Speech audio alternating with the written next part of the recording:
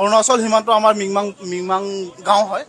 হিমে অৰুণাচলৰ গাঁও হয়। অৰুণাচলৰ গাঁৱৰ মানে হিমে গাঁৱে আমাক মাতিছিলে। আমাৰ আসামৰ মাটি সিহঁতে কাঢ়ি লোৱাৰ কাৰণে সিহঁতে মাতিছিলে যে আমাক আপোনালোকৰ মাটি চবেই মিলি পিনি খাব লাগে, আপোনালোকৰ লগত আমি হাই কাজিয়া নকৰোঁ বুলি আমাক মাতাৰ কাৰণে আমি ইয়াৰ পৰা আৰামত গৈছিলোঁ।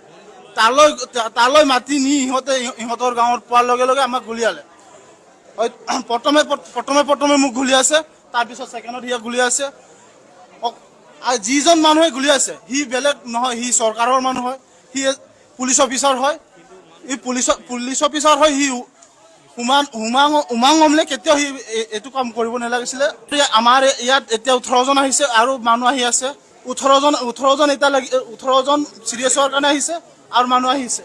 ইহঁতে আমাৰ অসমৰ মাটি কাঢ়ি লৈছে। অসমৰ মাটি কাঢ়ি লওঁতে ইহঁতক আমি কৈছিলোঁ যে আপোনালোকে অসমৰ মাটি কিয় কাঢ়িছে। ইহঁতে এনেকৈ কওঁতে ইহঁতে মিলাম, আপোনালোকে চিন্তা নকৰিব, গুচি আমাৰ ইয়াতে মিলাম বুলি কোৱাৰ কাৰণে আমি গৈছিলোঁ। ইহঁতে তালৈ পোৱাৰ লগে লগে আমাক গুলিয়ালে।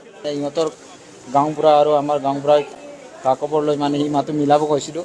এই মিলাব যাওঁতে মানে ঘটনাটো হৈছে।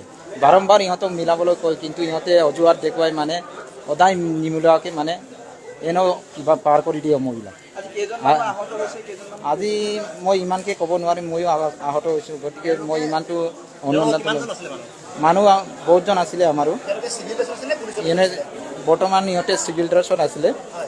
গম পোৱা মতে এইটো যোনজন মাৰিছে গুলিয়াইছে এই মানুহটো অৰুণাচল পুলিচৰ ইনস্পেক্টৰ বুলি আগতে গম পাইছিলোঁ আমি ওচৰ চুবুৰীয়া মানুহ হিচাপে। কিন্তু এজন ওচৰ চুবুৰীয়া মানুহ আমি মিলি থাকিব বিচাৰিছোঁ, কিন্তু ইহঁতে বাৰম্বাৰ আমাক এনেদৰে অজুহাত দেখুৱাই মানে ইমা মিলোৱাটো মানে চেষ্টা নকৰে। গুলিয়াওঁতে আমাক কোৱা নাছিলে, ডাইৰেক্টলি প্ৰথমে ইহঁতৰ গাঁওবুঢ়া ওলাই আহিছিলে আমাৰ কিবা মাটি মিলাবলৈ যোৱা কিবা জেগাত। তেতিয়া ইহঁতে ডাইৰেক্ট দম দিছে, ইয়াত মিলাবলৈ একো কিবা নাই, য'ৰ পৰা আমি